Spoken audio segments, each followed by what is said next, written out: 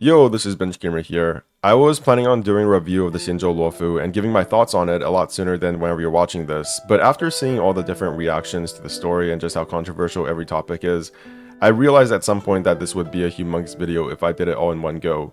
So what I've decided is to break down the review into multiple chunks over several videos rather than have one huge video. It just makes a bit more sense this way considering how much there is to talk about. I don't think this is going to be in any particular order, and to be honest, a lot of the topics overlap, so I'll probably be repeating myself at least to some extent between videos. But I think that's still better than trying to do it all in one video because that's probably going to end up with a runtime of an hour or longer. With that said, the first topic I want to address is Dan Shu.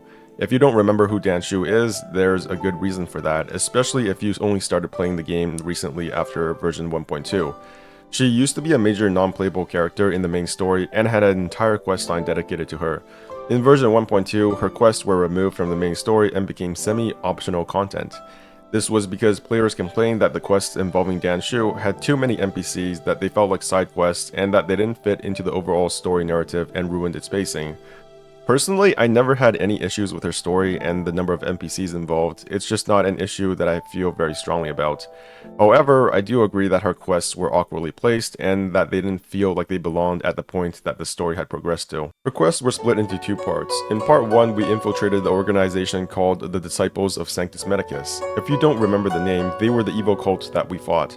The placement of this part of the quest, the first part, wasn't too bad in my opinion because it didn't feel like the story had advanced to the point where it felt like we should really be doing something else more urgent. Sure, we had just captured Kafka and saved Bailu, but having a Duncan mission after that kind of normalized the idea of having intermission stories for me. Most of the problem came from the second part of the quest because it didn't feel like it was supposed to be there. Like it didn't immediately follow the first part and it happened after the giant tree had already been revived and after we defeated the Ebon Deer. The break in pacing going from fighting enemies that seemed like an urgent threat to delivering medicine for an NPC that didn't seem to have any immediate plot relevance at the time definitely felt a bit jarring. It's questionable why the Trailblazer would be able to find time out of their schedule to do a menial task like this, or why a Xianzhou citizen would prioritize their daily tasks over something as menacing as the dead tree that has been the source of all their problems suddenly no longer being dead. I know there are some semi-plausible lore reasons to explain why this is, like most of the Xianzhou people not knowing what the tree is about anymore because it's been so long since, the problems actually started that they've forgotten what it was about in the first place. But from a player perspective, it just doesn't flow very well because the immediate conflict had not been resolved. It didn't make any sense for us to take a mini vacation trying to solve what would seem like a very local problem, even more local than what usually happens in Genshin Impact and Hoyoverse games, that it had no immediate impact on the main story. Of course, eventually it is revealed that Dan Shu is one of the primary antagonists, but that still doesn't justify the way the quests were split up or where they were positioned. When Hoyoverse announced that they would be optimizing the questline out of the main story, I actually felt quite disappointed because it told me two things. One is that Hoyoverse didn't treat the story that they had written as something worth keeping in the way that existed, and it was more important to them to prioritize player complaints. Their artistic integrity had been compromised by, frankly, one of the most easiest things to ignore in the gaming industry. Two is that Dan Shu was not going to be very important later in the story because her questline was no longer mandatory. They were obviously not committed to her story, and whatever build-up they were working towards therefore no longer mattered. Unfortunately, the way they ended up removing her made things even worse, because what they did wasn't remove her, they just made her quest semi-optional.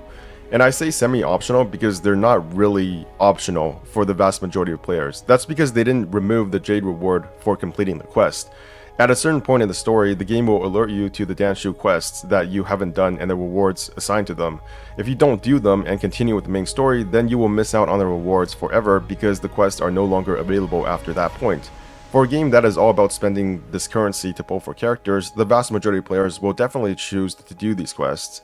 The quests are also unlocked at the exact same point that they were previously, so the pacing problems are still there. Although now I suppose you can do both quests at the same time because they're optional, which at least makes it easier to remember what happened.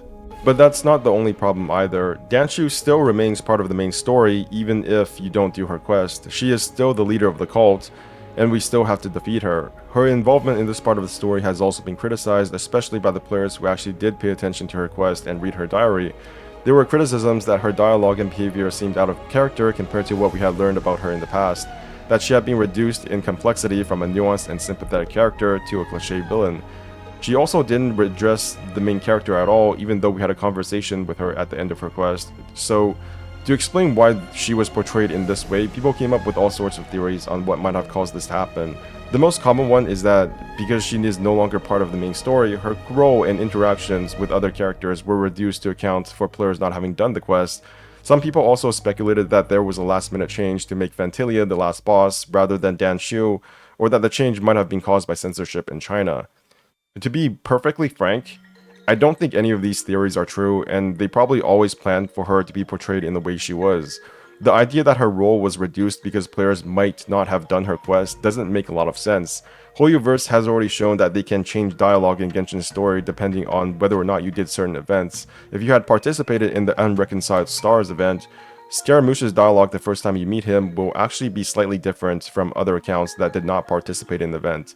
So if they had recorded additional dialogue for Dan Shu with the Trailblazer during the battle, it shouldn't have been a problem to offer two different versions of the same scene.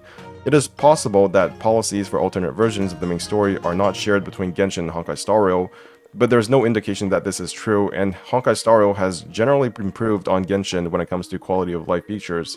So it's hard to believe that they wouldn't do it if the content was available to them. It's likely that Dan Shu was a fairly late addition to the game in terms of production.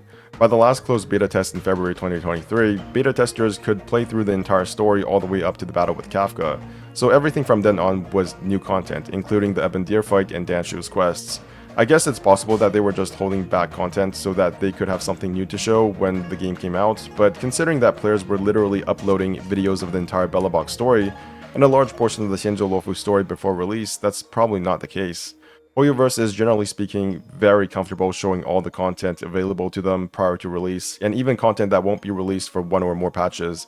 So long as it's used for marketing in the way that they want, they don't really seem to care. They even do this to the point of spoiling their own stories, especially when it comes to character splash arts like Danhun and Biber Lune. What we do know is that by the time the game launched, the writers had already decided that Ting would become Phantilia, or that she was Phantilia the entire time.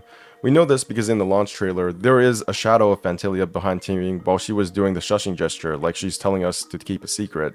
That decision had already been made prior to the game's launch, and a character with a generic NPC model like Dan Shu was, realistically speaking, never going to be the final boss. I know she had some unique aspects to her model, like her eyes and the hand prosthetic she used, but they're not distinctive enough to make the model stand out. In theory, she could have gotten a power-up of some kind, maybe from the Eon of Abundance, and gotten a unique model that way, but that was never the case for any of the other final bosses in either Genshin or Star Rail. Every single final boss we've had since Genshin's launch up to Phantilia has had a unique model from the very start. Cocolia, Scaramouche, Raiden Shogun, and even creatures like the Val and Ozyle all started off with unique models. That's why it's very unlikely that any last-minute changes happen for the final boss. There are two other things about the way that Dan Shu was presented that make me believe that she was originally side quest content rather than part of the main Trailblaze missions. The biggest thing that just stood out to me is the fact that in the cutscene where Dan Shu supposedly died, her in-game model was not present. In fact, I don't think that Phantilia mentions her once. When Phantilia transformed the Abundance mobs into Destruction mobs, the Abundance mobs did not use the same model as Dan Shu, which kind of confused me because at first I thought maybe Dan Shu survived, that maybe she fled, but in the aftermath dialogue conversation with Xiaoyu, the little kid that we helped with Dan Shu, you could actually tell her that Dan Shu was executed, that she was killed. So from the perspective of the main character, that was probably what happened, but it just wasn't reflected in the cutscene. Because the cutscene, which was a CGI cutscene, was probably worked on and finalized before any of these script changes happened, and they probably just didn't have enough time to change it to reflect what actually happened in the game. Another thing that kind of stood out to me was that when I was doing the review and collecting information, I counted how many words there was in the dialogue for the Luofu versus Zerilo 6, and Luofu's came out as 76,000 words versus Zerilo 6's 65,000 words. But that's only if you include Dan Shu's quest dialogue. If you remove Dan Shu's quest dialogue, the Luofu comes out at a much more similar number of words compared to Zerilo 6 at 62,000 words versus Zerilo 6's 65,000 words. So there's just like all these little incongruencies that make me feel like she just was not planned to be there in the first place. Dan Shu was never positioned to be that important, and any change of that scale would not have been made at such a late stage of development. I also don't think it's very likely that they changed Dan Shu's writing to be less likable between her quest and the main story quest. In fact, I don't think the way she was written in the last battle was out of character at all. I know this is going to be somewhat of a hot take because a lot of people are invested in the idea that Dan Shu was this sympathetic and relatable character, and I'm not saying that she's not, but she was also fundamentally a very unsound person. By the end of her quest, we found out that she was the one behind the Disciples of Sanctus Medicus, which was the cult that worshipped the Aeon of Abundance, and they were the ones who revived the Ambrosial Arbor. Although they weren't the ultimate mastermind behind the events of the story, they were the primary enemy that we had to fight throughout this arc. This has quite a few implications beyond the scenes that Dan Shu appeared in and require delving into the in-game text for further explanation. But even if we restrict ourselves to what we learned about Dan Shu in our conversations with her, we can see how she became the type of cliché villain that we got in the main story. We learned that Dan Shu was born blind and missing an arm, that as a Xianzhou native and a long-lived species, she could not surgically change her condition with invasive procedures like artificial transplants. Due to the power of long life granted by the Aeon of Abundance, the Xianzhou natives do not have the ability to modify their bodies through conventional means. Even removing wisdom teeth was an impossibility for them. Whatever default state a Xianzhou native's body was supposed to be in, which includes congenital conditions like blindness, they would remain in that state for the entire duration of their lives, or at least until they transformed into tree monsters because of a condition called Mara. Dan Shu's body would always eventually revert any changes made to it and cause her immense pain. Options like switching out her eyes or growing a new arm through scientific methods were simply out of the question. That didn't stop her from trying to do exactly that though, even if she knew the consequences, and for a brief moment she was able to see with prosthetic eyes before her own eyes regrew in their place. We saw how this affected her outlook on life during her interactions with the little blind girl and the advice she gave her. Rather than trying to comfort the girl about her difficulties in life, Dan Shu told her to get used to the feeling of being a burden and that as a long-lived species, she could expect the situation to last for centuries. However, Dan Shu definitely did not see this as a permanent solution and also advised the girl to depend upon herself rather than just foolishly waiting around for the next hero to swoop in and save her. Dan Shu did exactly just that by leading her disciples in a rebellion against the Xianzhou, because at the heart of her beliefs and the ultimate conclusion she came to was that the Xianzhou and the Aeon of the Hunt that blessed them were the source of her problems. The Xianzhou had failed to account for the suffering of the incomplete ones, the people who suffered congenital conditions no matter what scientific advances were made. The renunciation of Yao Shi, the Aeon of Abundance, had locked away the solution to their problems. When asked about how much she knows about the Disciples of Sanctus Medicus, Dan Shu answers that they are a group of Xianzhou people who view themselves as the denizens of abundance, and that they attribute their suffering to their decision to renounce the path of the Plague's author. Knowing that she is the leader of the cult in question, this part is basically her talking about herself. She herself believes that worshipping Yao Shi and walking the path of abundance is the antidote to their suffering. And her suffering wasn't just limited to her eyes. Dan Shu had other motivations for turning against the Xianzhou and the Hunt. In her diary, we see that she had a friend named Yufei who had been with her since the age of 7, so basically their entire lives. Yufei protected Dan Shu from her bullies during her childhood, and Dan Shu wanted to see what Yufei looked like. This was the reason why she got the eye transplants in the first place. The two experimented with many treatments before that, but none of them worked. So eventually Dan Shu decided to go through with the transplants and saw Yufei for the first time in her life. Unfortunately, her ability to see lasted for only a day before her eyes regrew, and they regrew in a very painful fashion. Yufei later died in what is known as the Third Abundance War. About 30 years prior to the start of the story, the denizens of Abundance attacked the Xianzhou and Yufei was conscripted for the war effort. The Xianzhou were on the losing side until the Aeon of the Hunt shot an arrow at the denizens of Abundance army and demolished them. The Xianzhou won the war, but one of their ships suffered heavy damage from the arrow's destruction. Yufei was caught up in the crossfire and died as collateral damage. This event came as a personal portrayal to Dan Shu because she had prayed to the Aeon of the Hunt for Yufei's safety. In fact, her entire diary is addressed to Lan, the Aeon of the Hunt, otherwise known as the Rainbow Arbiter to the Xianzhou. She basically treated the Aeon as her personal friend and savior the same way a Christian would treat God. She attributed everything good that happened in her life to the Hunt, including Yufei, and showed a devotion to them that definitely went beyond the average Xianzhou person, especially when we compare her to someone as oblivious as Su Shang, who didn't even know what the deal was between Lan and Yao Shi. So There definitely was not a requirement for them to like personally worship the hunt as like their best friend. That was all on Dan Shu's part. In hindsight, Dan Shu's advice to the little girl not to depend on a hero to save her was her talking about herself. She was projecting her own experiences with her own personal god onto the girl. By the end of her diary, Dan Shu had not only disavowed anything to do with the hunt, but also wished for everything the hunt strived for to be overturned. The diary ends with the line, "I wish the alliance will exist forever, but not in the way you desired." This led her to become the master of the disciples of Sanctus Medicus and the rebellion against the Xianzhou. The character arc of Dan Shu portrayed both in the readable texts as well as the quest dialogue is one of severe and extreme belief. Probably because of her vulnerable condition, she turned to the Aeon as something she could treat as a personal friend and savior. When her faith was invalidated, she took it as a personal betrayal and turned to Yao Shi as another source of belief. She had done a full 180-degree turn from being a worshipper of the hunt to a worshipper of the abundance. From someone who saw no fault in the Xianzhou or the hunt's authority, she became someone fully devoted to the Aeon of Abundance, convinced that everything was the fault of the hunt's Xianzhou. If we think about this for a bit, Dan Shu's logic is not coming from a place of rationality, but one of personal betrayal and revenge. She ignores that the denizens of Abundance were the ones who attacked the Xianzhou in the first place, and had they won the war, her friend Yufei would have died anyways, and likely in a worse fashion. The denizens of Abundance themselves are one of the worst factions we know of in the Star Rail universe. From the Xianzhou archives, we learn that the main constituent species of the denizens consist of plunderers, slavers, racists, and generally warlike species. The strongest species of the denizens are called the Borison. They are genetically related to the Foxians and share a common ancestor, but the Borisons turned the Foxians into slaves and used them as cannon fodder in their interstellar wars. They were also responsible for destroying Blade's homeworld and turning his family into nutrients for their war machines. Another species, known as the Wing Weavers, considers all non-flying species to be residents of dirt. They enslaved other species and forced them to maintain their homeworld, which was an artificial living tree called Muldrasil that fed on stars.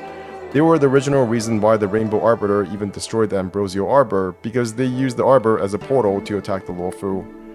The Wing Weavers were also the first denizens of Abundance that the Xianzhou came into contact with and the original catalyst for their journey to find Yao Shi. Before the Xianzhou ships had left their homeworld, the Wing Weavers attacked the Xianzhou planet. Through the Wing Weavers, the Xianzhou Emperor discovered the power of Abundance and sent the Xianzhou fleet in search of Yao Shi. Besides the core members of the Abundance faction, an emanator of Abundance revived a planet known as Rahu, which is also known as the Devourer of Worlds. The ship that Jingliu is from was devoured by this planet, and probably played a role in her becoming Mara-struck. Dan Shu ignored all of this and boiled down the difference between the Xianzhou species and the denizens to a matter of alignment and perspective. In her quest dialogue, Dan Shu said that the difference between an abomination and a Xianzhou person is not one of taxonomy, but one of culture. If an abomination aligns with a Xianzhou, then they are a Xianzhou person.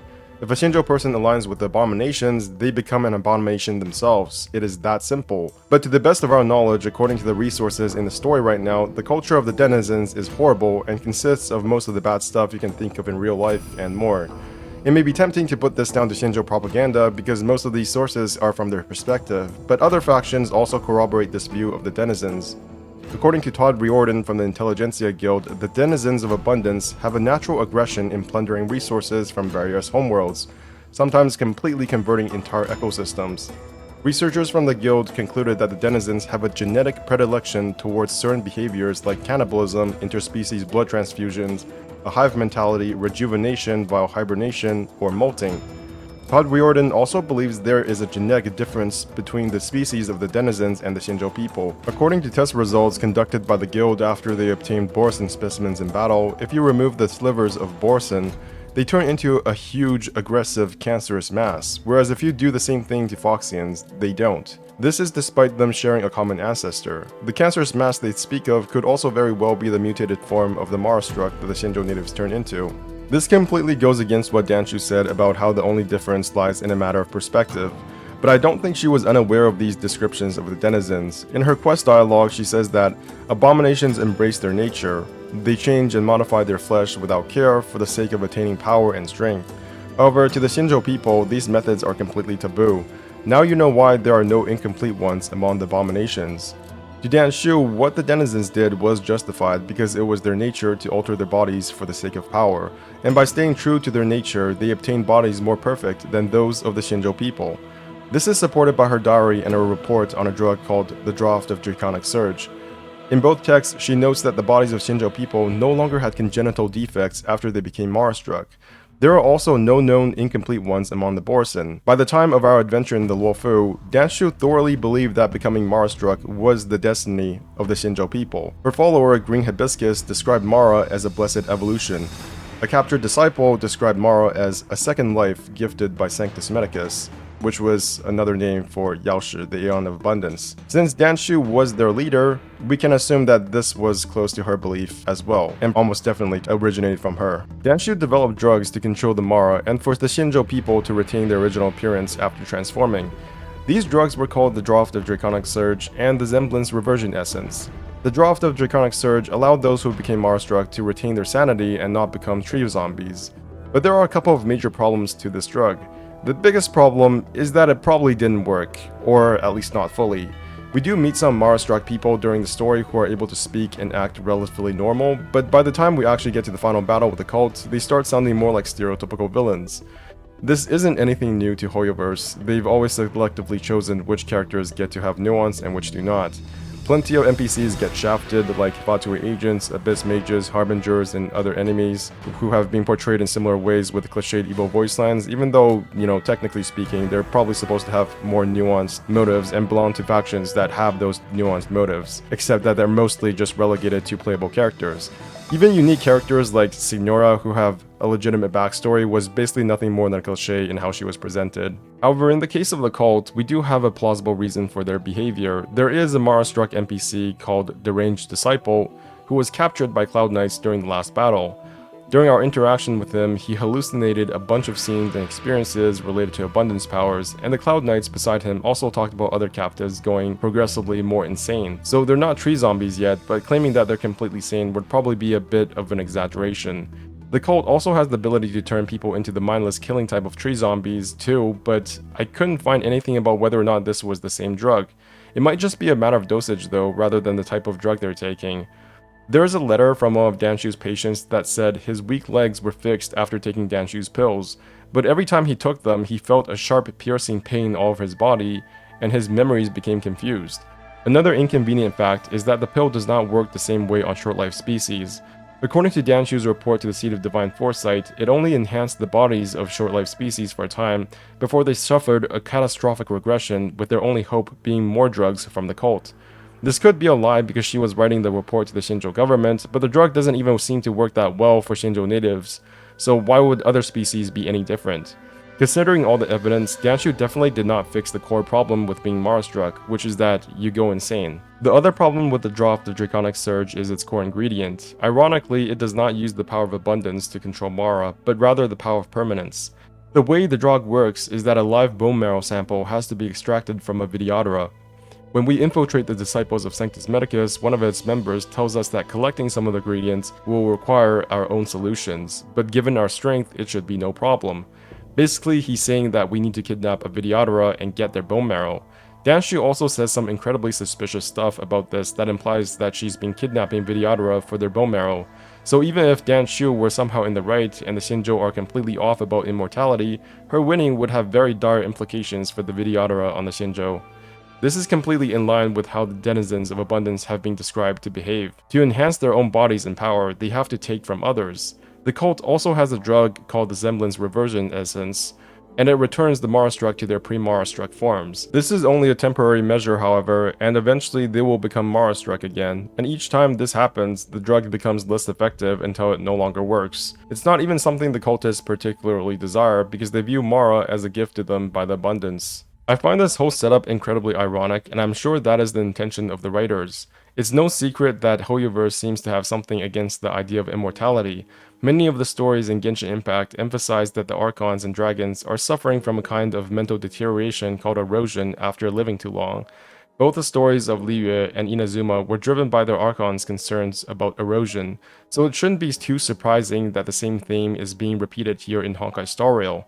The species that are the most pro-immortality, who supposedly don't suffer from Mara, are depicted as enemies one step removed from the propagation swarm. Another theme that is constantly repeated in Genshin and now Star Rail is that the gods are not reliable actors. Early on in Genshin's story, Dainsleif said something to the effect of treating the gods with caution, but not to the extent of trying to destroy them. I have no problem interacting with people, but interacting with gods, that's a different story. It's just my opinion, but a word of advice. Always be on your guard when around gods. You shouldn't place too much trust in them, but at the same time, don't go too far in the opposite direction. Don't go trying to overthrow them or hunt them down, even if the god in question is your sworn enemy. Don't trust them and don't hunt them. That's some awkward advice. Does Dan hate the Seven, or is he protecting them? The Archons in Genshin are functionally very flawed but powerful people, and the Eons in Star Rail are cosmic entities subsumed under a single philosophical ideal. It is very unlikely that any of the Eons, with maybe the exception of Akabili, care for anybody or anything beyond the philosophical concept they embody. The existence of Eons is itself not very well understood in universe, and as the new Sim-Universe expansion shows, the characters are constantly trying to find out for themselves more about the events surrounding them. They are in no way portrayed as the benevolent or all-encompassing entities that Dan Shu treated the Hunt as. What I think Hoyoverse is trying to send as a message with Dan Shu is not that she was fundamentally wrong to turn away from the Eon of the Hunt. It's that she worshipped the Hunt to begin with, to an extent that did not correlate to any known information about the Eon. Lan the Hunt is exactly what they sound like. They're not the Eon of caring or kindness, they're the Eon of the Hunt. They hunt things, and that's all they care about. This more ambiguous side of Xianzhou's relationship with their Eon is shown in Yukon's companion mission, where we learn that she went through a similar tragedy to Dan Shu. She also lost her best friend in the same war and expressed her despair over how little their lives meant to the Eon. We were prepared for the worst when we enlisted. Do you know how we won that war? The war that took away Sai and the lives of hundreds of thousands of fighters. The Rainbow Arbiter's divine arrow. Yes. The mighty blessing of the Rainbow Arbiter annihilated all abominations in a single strike. We had to pay with the blood of hundreds of thousands of soldiers just to halt their advance. If crushing our enemies was as easy as breathing for the Rainbow Arbiter, then what purpose did our sacrifices serve? Under the might of an Eon, the sacrifices of ordinary creatures are but a joke. We are nothing. We mean nothing. The picture painted here becomes even worse when you consider Fuxin's role in all this, because as we learn in her character story, she was the one who initially called the Hunt for help in the first place. She was the one who proposed sending an SOS signal to the last location of their Lux Arrow, which is basically the Hunt's divine weapon that manifests to destroy things. This was the catalyst for the Hunt's bombardment of enemy forces and the death of Dan Shu's friend. There was no guarantee that the Hunt was ever going to help them unless they asked for it. On the one hand, that's great if you don't want an Eon meddling your business, but on the other hand, for a faction supposedly blessed by their Eon, they don't seem to get very much active help from them. Why didn't the Eon of the Hunt just destroy the enemies of the Xianzhou before they reached their ships?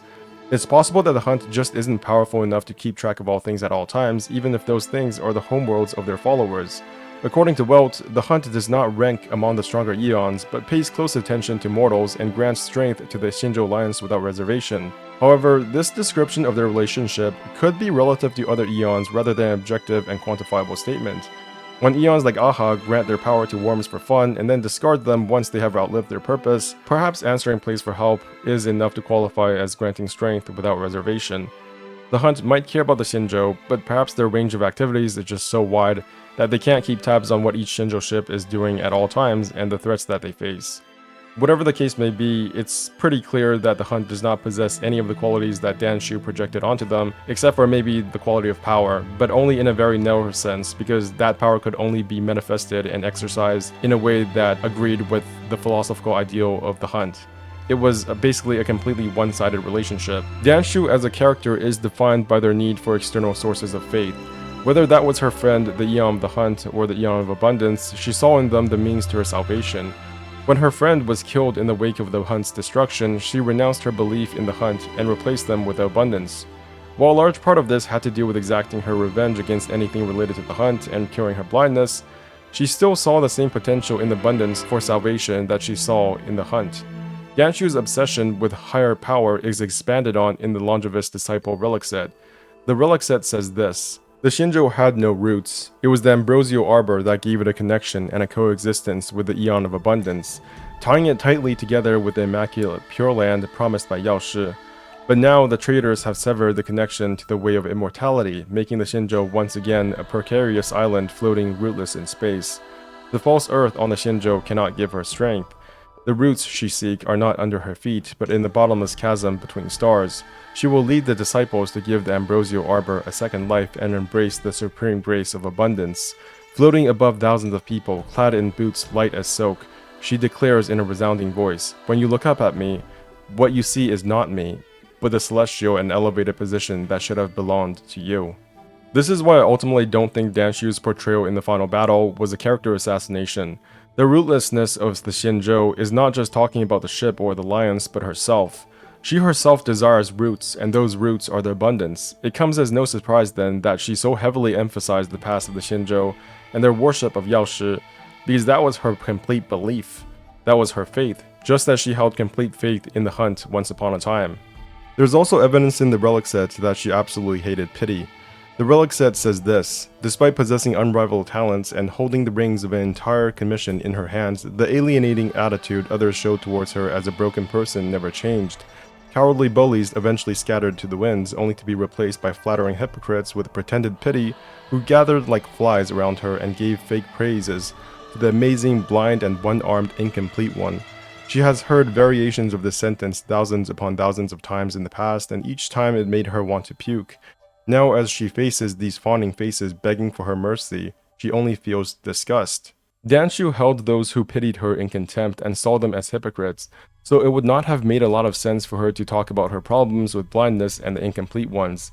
That was just one part of her grievances, and arguably not even the primary one. It's also likely that her mind had been altered in some way by Mara given the incomplete ability of her drugs to prevent insanity. This is just speculation, but it might also be the case that as someone becomes more involved in their path, their past becomes less relevant to them. In March 7th's companion mission, Memory Herta says that eons have no past. From the moment they ascend, the past and future of their existence becomes inundated by their path. Perhaps this applies not just to eons, but also their followers as they delve further into their paths. That's all I have to say for now about the game's contents surrounding Dan Shu, but there are some interesting historical parallels that are also worth mentioning. Cults and religious groups have always had a tumultuous and fraught history in China. Stretching back as far as 2,000 years ago, rebellions in China have been sponsored or even led by cults. They all invariably started out addressing very real problems like health issues, disease, societal breakdown, banditry, and corruption, but as they grew bigger and started governing themselves as separate entities from the government, they either ended up rebelling and being suppressed or just being suppressed anyways. If you look at the biographies of some of their leaders, it shouldn't be hard to see where Hoyoverse draws their inspiration from for Dan Shu and the disciples of Sanctus Medicus. Recountings of the lives of these cult leaders give us many similar elements like the ability to heal people, belief that they are the Messiah and representative of God, and that their contemporary society is being led astray. Besides historical inspirations, the Xianzhou Alliance draws heavily on a genre of fantasy fiction called Xianxia. The name of the genre literally means immortal heroes. In this genre, the goal of the protagonists is to become immortal through a series of activities called cultivation, and this is often treated as an unironically good thing.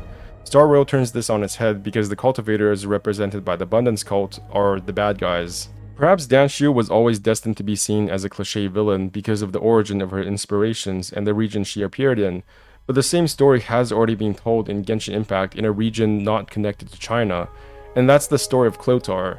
Like Dan Shu, he held very strong opinions towards the gods. Initially, Clothar hated them so much that just the thought of bowing to a statue of the Seven angered him, and for good reason too.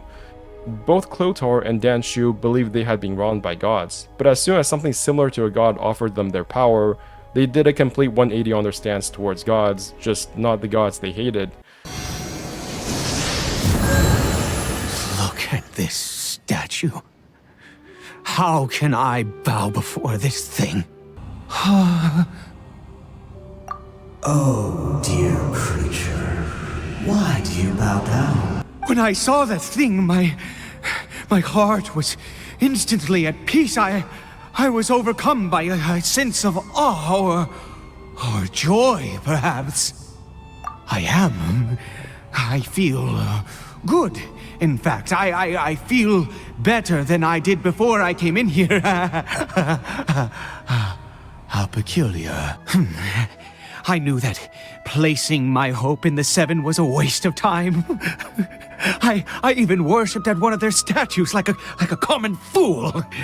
Never before have I humiliated myself like that. But the god we saw in that cave, now that was a truly mighty god. Nothing like one of the Seven. I don't think the message Hoyoverse is trying to send is that Dan Shu and Clotar were absolutely evil people, and that their situations weren't unfortunate, but in their effort to right their situation, they went so far to the opposite extreme end of their initial position, which was already quite extreme, that they ended up turning into what we would call a cliché villain. To be honest, I didn't have any problems with Dan Shu's quest except where they were placed. When they announced that they were going to be removed from the main story, I didn't feel happy about it, but rather disappointed. Because it told me that they didn't consider her story important enough to keep in the face of player criticism. And when they did remove it, they did it in the most lazy and illogical way possible, that solved none of the problems that players had with it in the first place. You're still heavily incentivized to do the quests because of the rewards, and Dan Shu still has a role in the main story. That's not to say I believe she had some hidden dialogue that would have been in the game if she hadn't been retconned into optional content, but there will always be that little bit of doubt that might actually be the case. Revisions do happen, and we know from leaks and early betas that Yarilo 6's story was changed in various aspects before launch. Maybe Dan Shu would have had some lines with the main character in the final battle if her quest didn't become optional, but this is not something I personally believe in. The awkward and late placement of her quests, as well as the lack of involvement with other crew members, suggests that this may have originally been an adventure mission that was upgraded to a Trailblaze mission because of the lack of perspective from the abundance side of things. Like many other NPC characters, her purpose was essentially to introduce story beats relevant to other characters that are more unique or playable. Even before her quest was taken out of the main story, that was my expectation for her role, and that's exactly what happened. And even though I do think Hoyoverse is ultimately responsible for how this storyline turned out, I do feel a bit bitter about player reactions to Dan Shu and how much hate she got for being an NPC. There are limits to what you can do when it comes to writing playable characters because of marketing issues and other story limitations, which is why NPCs are often used in their place and vice versa. I know that everybody only wants to interact with playable characters because this is a gacha game at the end of the day, and those are the characters that matter, but I think the sentiment has become so extreme that it's no longer beneficial or makes sense in the context of the story. Sometimes it feels like players just reflexively complain whenever they have to talk to an NPC. Some people even complained about the number of NPCs in the Orm Alley event, even though the story for it is in a very specific location with very specific problems that don't have very much to do with the vast majority of playable characters. It doesn't make any sense for the NPCs there to be replaced with Jingyuan or Fuxuan. Having them become active participants might be fun, but it would have been completely unnecessary for the story. And just having playable characters involved doesn't automatically make the story better. I honestly found the NPC conversations in Orm Alley more enjoyable than the interviews with playable characters in the museum event. Even in the main story, I feel like some of the playable character developments, like Brony and Seela's relationship, were kind of abrupt and out of place, and they might have benefited from just not being there while being relegated to a companion mission where they could have more room to develop rather than it feeling like they just came out of nowhere and being developed within all of 10 seconds. That part could have probably used their companion mission, which by the way still doesn't exist, so maybe that might happen in the future.